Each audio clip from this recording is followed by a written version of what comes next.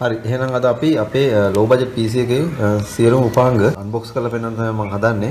මම ඉදිරියේදීත් මේ වගේ වීඩියෝස් තවත් ගේන්න බලාපොරොත්තු වෙනවා. ඉතින් මම ඔයගොල්ලන්ගෙන් ඉල්ලා සිටිනවා මේ channel එකේ තියෙන subscribe button එක සහ bell icon එක යොදා මට සහයෝගය දක්වන ලෙසට ඒ වගේම මගේ මෙම වීඩියෝ එකට like එකක් දීලා මට සහයෝගය පළ කරන ලෙසත් මම ඔයගොල්ලන්ගෙන් ඉල්ලා සිටිනවා.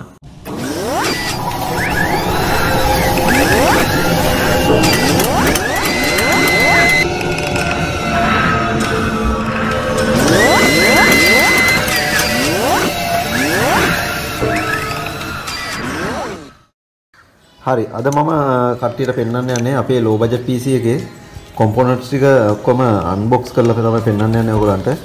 මේ තියෙන අපේ Core i5 processor එක. අපි මේක unbox කරලා බලමුද.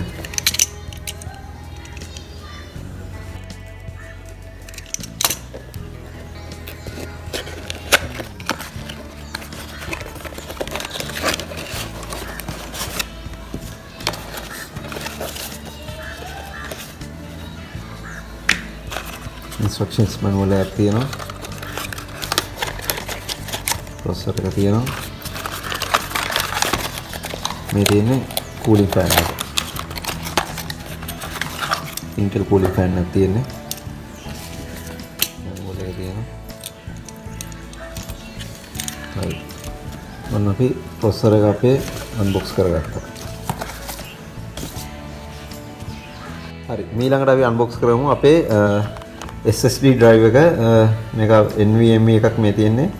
Lexer 250GB NVMe එක තමයි මම මේ සඳහා භාවිතා කරේ. ඔයාලට පේනවා ඇති. M.2 port එක තමයි මේක support කරන්නේ. හරි අපි ඒක unbox කරගමු දැන්.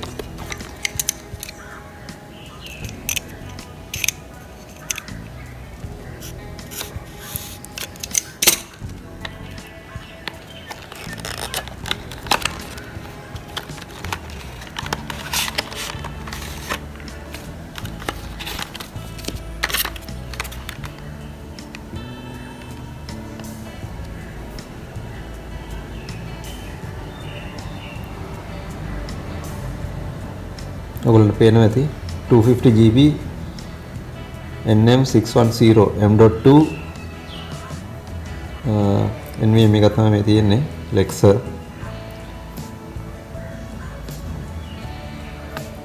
මේකේ මෙහි මේ පෙන්වලා තියෙන මෙන්න මේ chips වල තමයි memory storage එක විදිහට අපේ data save වෙන්නේ.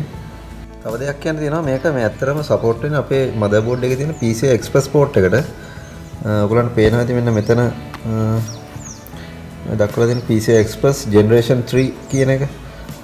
අන්න ඒ port එකට තමයි මේක support වෙන්නේ. M.2 port එකට කියලාත් කියනවා. හරි අපි ඉදිරියට යන් එහෙනම් අනිත් අපේ උපකරණ ටිකත් අපි unbox කරලා බලමු. හරි අපි ඊළඟට දැන් අපේ තියෙන hard disk drive එකට. මේ තියෙන hard disk drive එක 1TB drive එකක් Western Digital එහෙම නැත්නම් WD කියලා කියන මේ තියෙන WD purple කියන model එක තමයි මේ තියෙන්නේ. මේ hard drive එක අපි දැන් unpack කරගමු.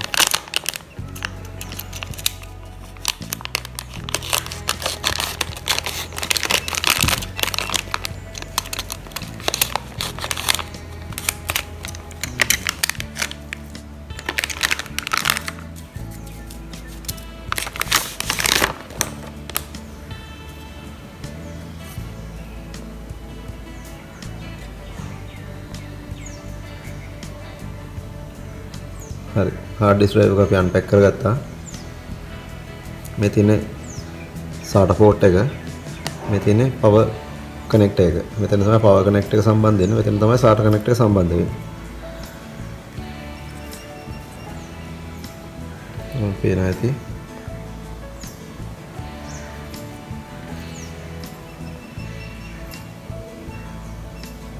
හරි අපි ඊගාවේවටත් යමු. හරි අපි ඊළඟට අපේ low budget PC එකේ මේ තියෙන RAM එක. මේ අපි RAM එක දැන් unbox කරගන්න යන්නේ.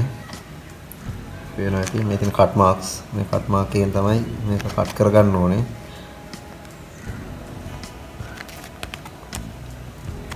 හරි අපි දැන් ඒක කට් කරලා එළියට ගමු අපේ RAM එක.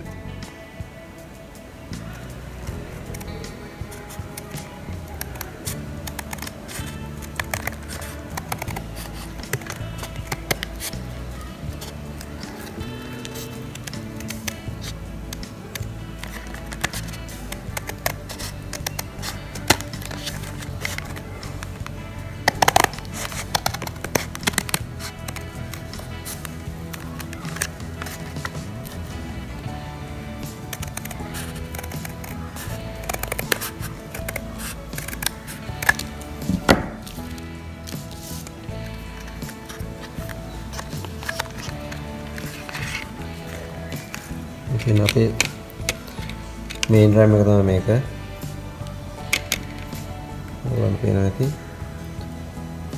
ඒ data DDR4 8GB RAM එකක් තියෙන්නේ. මේකේ front side bus speed එක වෙනවා 2666. ඔයාලට පේනවා ඇති. මේ මෙතන සඳහන් කරනවා 2666 තමයි මේකේ front side bus speed එක වෙන්නේ.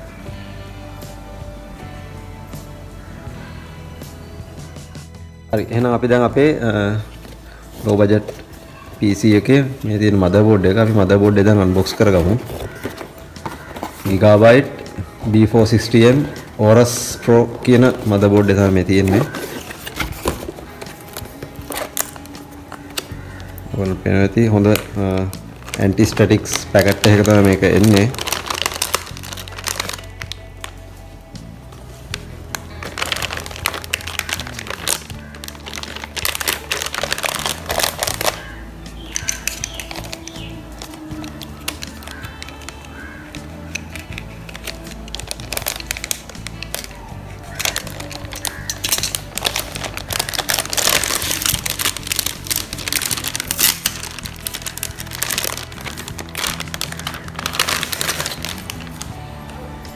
මේ තියෙන අපේ motherboard එක.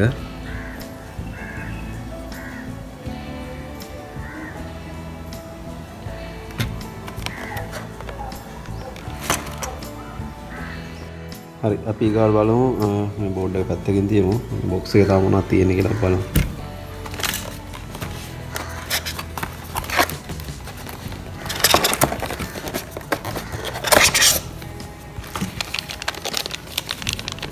මේක එනවා SATA cable දෙකක් එනවා. අපේ hard drives connect කරගන්න.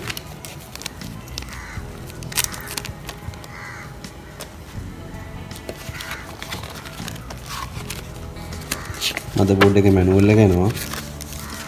ඊට අමතරව driver CD එක එනවා.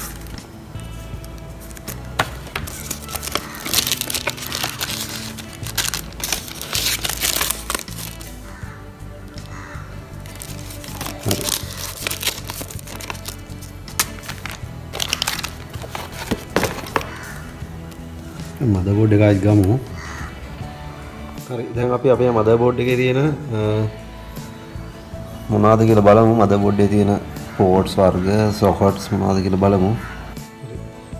motherboard එක විස්තර කරනවා නම් motherboard එකේ තියෙන ප්‍රධානම ස්ථානය, ඒ කියන්නේ ප්‍රධාන මේකට සම්බන්ධ වෙන ප්‍රධාන උපාංගය තමයි main processor එක. අපේ main processor එක මෙතෙන්ට තමයි සම්බන්ධ වෙන්නේ. ඔයගොල්ලෝ පේනවා ඉතින් මෙතන තියෙනවා LGA 1200 කියලා. ඒ කියන්නේ මේ socket එකේ type එක. socket type එක තමයි LGA 1200. මෙතන මේකට Intel 10th generation එකේ processors තමයි support වෙන්නේ. ඊට පල්ලෙහා versions මේ motherboard එකේ support වෙන්නේ නැහැ. දැනට තියෙන latestම processor type එක තමයි Intel 10th generation එකේ processors. ඒකට සවි කරන්න පුළුවන් processor socket type එක තමයි ඔය LGA 1200 කියලා කියන්නේ. මෙතනින් අපිට හැකියාව තියෙනවා මෙම processor socket එකේ තියෙන උඩ guard එක remove කරගන්න. මේ තියෙන්නේ processor එකේ සම්බන්ධ වෙන ස්ථානය. ඉන්න අනතුරුව අපි ඒක දැනට වහලා තියමු. මොකද මේක ඇතුළත ඉතා සියුම් pins තමයි තියෙන්නේ මෙම processor එකේ processor එක සම්බන්ධ වෙන්න. ඒවා පොඩ්ඩක් හරි මේ නැමුණොත් එහෙම processor එකේ ක්‍රියාකාරීත්වය නැති වෙනවා. හරි මේ තියෙන්නේ අපේ RAM slots ටික RAM slot 4ක් තියෙනවා. අපේ තියෙන DDR4 RAMs තමයි මේකට support වෙන්නේ. ඉන්නම්තරව මේකේ මෙතන තියෙනවා rear panel එක. මේ තියෙන්නේ අපේ motherboard එකේ rear panel එක. මේ rear panel එකේ මුලින්ම තියෙනවා මෙතන PS2 වර්ගයේ keyboard එකක් හෝ mouse එකක් මෙම ස්ථානයට සම්බන්ධ කිරීමේ හැකියාව තියෙනවා. ඊට උඩින් තියෙනවා USB 2.0 USB ports දෙකක්. ඊට පස්සේ මෙතන තියෙනවා අපේ display එකක් හෝ monitor එකක් සම්බන්ධ කර ගැනීමට DVIA VGA out එකක් තියෙනවා මෙතන. ඊට පස්සේ මෙතන තියෙනවා HDMI out එකක්. එතනත් අපිට display එකක් හෝ අපේ මොකක් හරි monitor එකක් සම්බන්ධ කිරීමේ හැකියාව තියෙනවා. මෙතනත් තියෙනවා display out එක. මෙතන තියෙනවා USB 3.2 type එකේ C port එක. port C කියන USB type එක තමයි මේ තියෙන්නේ. port C USB connector එකක් තියෙනවා. මෙතන තියෙනවා USB 3.2 connector එකක්. මෙතනත් තියෙනවා USB 3.2 connector එකක්. ඒතකොට USB 3.2 connectors ඊට පහළොත් තියෙනවා USB 3.2 connector එකක්. USB 3.2 connectors තුනක් අන්තර්ගත වෙනවා. ඊට අමතරව USB 3.2 type C වර්ගයේ connector එකකුත් මෙහි අන්තර්ගත වෙනවා. මේ තියෙන්නේ අපේ RJ45 connector එක, network connector එක. මෙතන තියෙනවා 7.1 sound output එකක් ලබා ගැනීමට sound outputs connectors ටික. අපේ motherboard එකේ මෙන්න මේ ස්ථානයට තමයි අපේ මම අර කලින් සඳහන් කළා අපේ NVMe drive එක සම්බන්ධ කරන්නේ. මේ තියෙන M.2 කියන port එකට තමයි අපේ NVMe drive එක සම්බන්ධ කිරීමේ හැකියාව තිබෙන්නේ. මේ ස්ථානයට හැකියාව තිබෙනවා අපේ Wi-Fi connector එකක් සම්බන්ධ කර ගැනීමට. මම පේනවා ඇති. M2 Wi-Fi කියලා මෙතන සඳහන් කරලා තියෙනවා. M2 Wi-Fi module එකක් මෙම ස්ථානයට සම්බන්ධ කිරීමේ හැකියාව තිබෙනවා. මෙතන තමයි PCI Express slots දෙකක් අන්තර්ගත වෙනවා. PCI Express 4X එකක් මෙතන 16X එකකුත්. මෙතන PCI Express 1X port එකකුත් අඩංගු වෙනවා. මෙහි audio connectors අඩංගු වෙනවා. serial connector එකට serial outputs ලබා ගැනීමට connector එකකුත් RGB outputs ලබා ගැනීමට අපේ අලංකාරය සඳහා RGB LED bulb සම්බන්ධ කිරීමට RGB connector එකකුත් USB 2.0 connectors දෙකකුත් front panel එක සඳහා අදාළ power LEDs, power switch, reset switch, hard drive LEDs වලට යන pins සම්බන්ධ කර ගැනීමට එම front side panel එකේ connectors ටිකත් අඩංගු වෙනවා.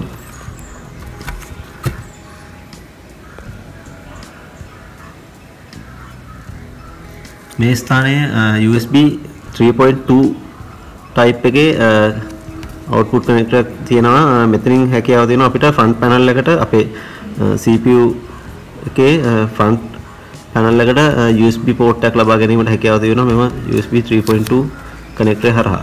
මෙතන තවත් SATA ports 4ක් අඩංගු වෙනවා. අපිට අපේ hard drive එක සම්බන්ධ කර ගැනීමේ හැකියාව තියෙනවා මෙතනින්. මෙතන main power connector එක තිබෙනවා. 24 pin power connector එකක්.